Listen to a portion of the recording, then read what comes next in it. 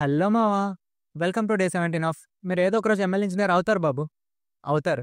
Previous వీడియోలో మనం functions అంటే ఏంటి? ఫంక్షన్స్‌ని ఎలా ఇంప్లిమెంట్ చేస్తామో తెలుసుకున్నాం కదా!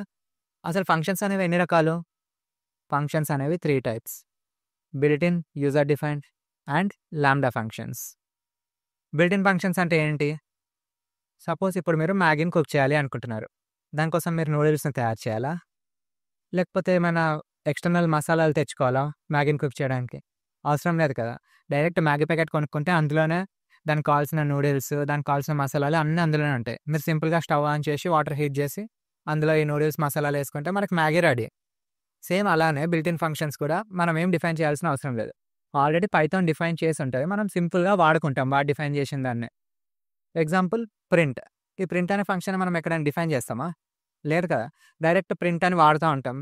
Print hi students, print welcome to Python class. ఇట్లా మనం చాలా వాడాం. కానీ ఎక్కడైనా మనం ప్రింట్ అనే ఫంక్షన్‌ని డిఫైన్ చేసామా? లేదు కదా!